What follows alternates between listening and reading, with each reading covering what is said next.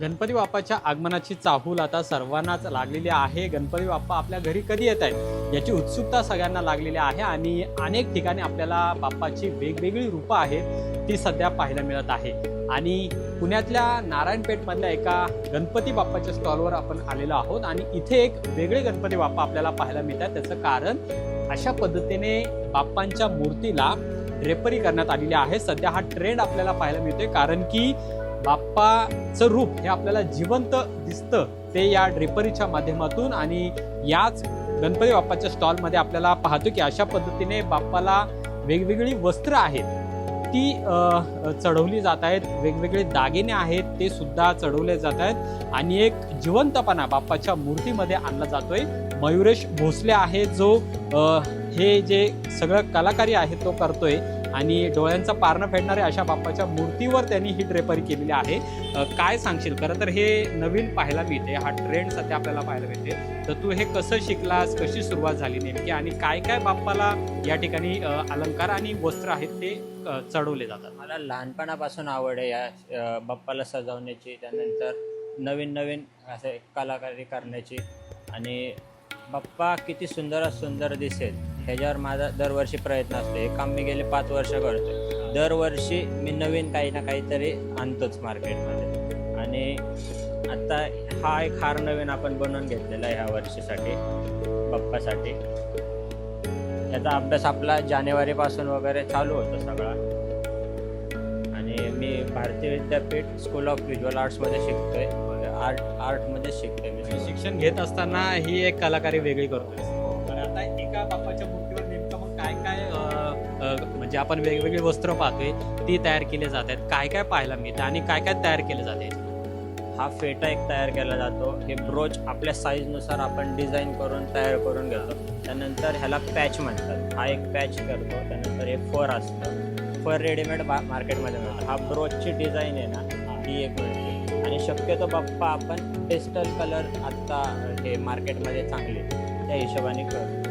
धोतर पण आणि जे आपण याला शेला म्हणतो तो पण तयार करतात? हो, ते सगळे तयार करतो। साधारण मग एका मूर्तीला म्हणजे असं घडवण्यासाठी किती वेळ लागतो? एका मूर्तीला घडवण्यासाठी 1 ते 1.5 तास जास्तीत जास्त वेळ। आणि आता कसा म्हणजे रिस्पॉन्स कसा आहे? जे गणपती बाप्पाची मूर्ती घ्यायला येत आहेत त्यांना अशा पद्धतीची नवीन ड्रेपरी आवडते? हो, खूप आवडते लोकांना। मागणी खूप वाढलेली आहे पण आपण तेवढी पुरवू शकत नाही।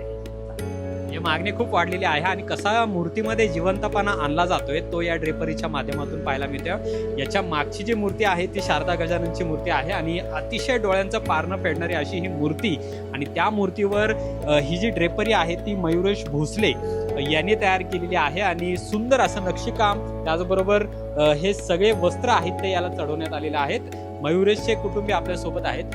कसं म्हणजे तुम्ही एक तर मूर्ती आणताय पण मूर्तीमध्ये जिवंतपणा आणण्याचं काम आहे ते मयुरेश करते, जसं की आपल्याला वस्त्र पाहायला मिळतात। तर हे कसं सुचलं आणि काय वाटतं तुम्हाला? मयुरेशला लहानपणापासून या गोष्टीची आवड आहे, त्याला मी प्रोत्साहित करतो जेणेकरून जास्तीत जास्त चांगले बाप्पा कसे दिसतील। आम्ही स्वतः गणेश भक्त असल्यामुळे बाप्पांची जी कलाकृती आहे ती कशी चांगल्या पद्धतीने दिसतात, लोक कशा कापड वापरतात, आम्ही सगळे कुर्त्याचे कापड घेतो, ब्रोच माळा वगैरे हे सगळं तो बनवतो आणि काही डिझाईन आम्ही स्वतः बनवून घेतो।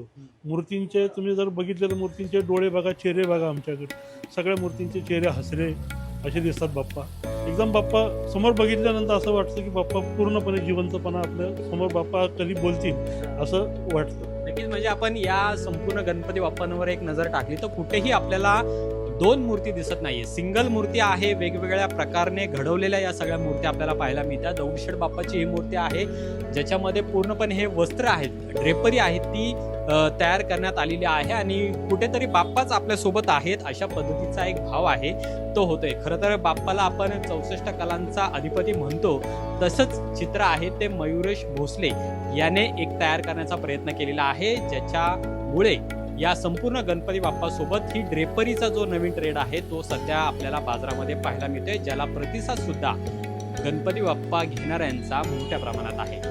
अमोल धर्माधिकारी, लोकशाही मराठी, पुणे।